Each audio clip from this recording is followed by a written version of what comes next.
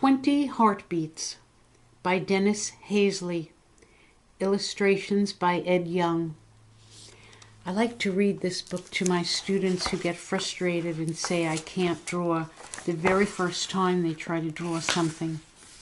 I think this book has a very good lesson in it for how long it takes to become an artist and how many times you need to do drawings before you do the best.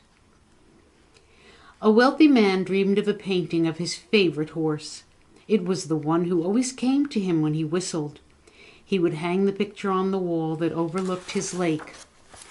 He sought out Homan, who was known as a great painter of horses. So alive were they, real horses whinnied if they saw them. Flies tried to land on the brushstrokes of their skin. The man gave Homan a great bag of gold in payment for his work. "Bring the animal to me," said Homan. Homan reached out his hand. He touched the horse's nose, neck, flank, then circled his back, tail to head. "That's enough." "Enough? You hardly looked at him," said the man. "I will call you when it is ready," said Homan with a bow. The wealthy man went on his way, eager for the painting of the horse he loved. A day went by. A week. The wealthy man stood on his terrace. He watched his horse grazing in the field. He looked over the lake and wondered about his painting. Rains came and went. Flowers wilted, others grew.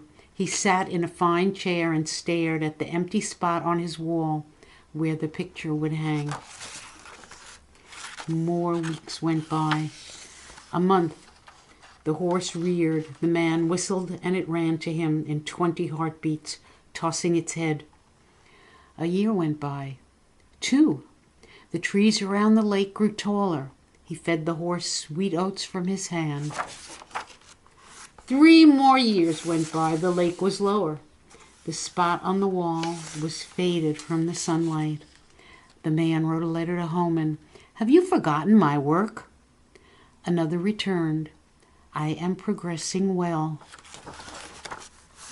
3 more years went by. Every day the man waited, and every day there was no word from Homan. The man's hair began to turn gray. His beard was longer. The horse had gray hair too. It could no longer lift itself so high. When the man whistled, its gait was slower. And the trees were taller as well. They stood high above the lotus blossoms. Finally, the man could wait no longer. All in a fury, he rushed back to Homan's house. "Great artist or not, I cannot last another day," cried the man. "I must have the picture of my horse I paid you for so many years ago." Homan bowed. "It is almost ready," he said. "Wait here, please."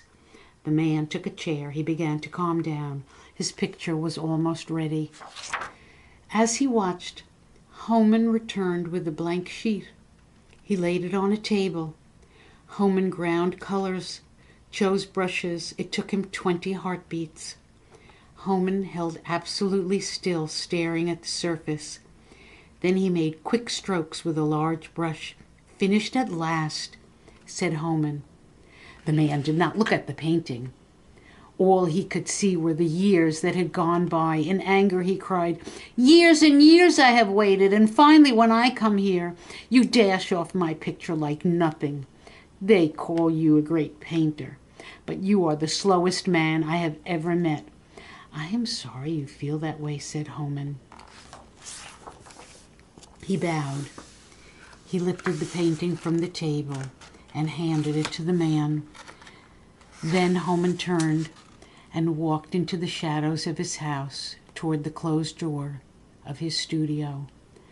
The man was so angry he did not glance at what he held in his hand. He followed Homan down the dark hall. He wanted to say more angry things. Perhaps he wanted his money back. But as the door to Homan's studio opened, the light entered in. The man stopped, struck into silence, and tears sprang to his eyes. Now he knew what Homan had been struggling with all those years.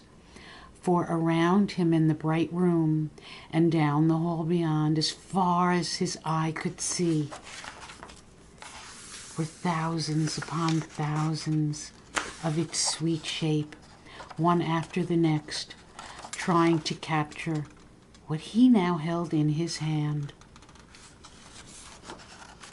The horse, rearing so lifelike that he whistled to it.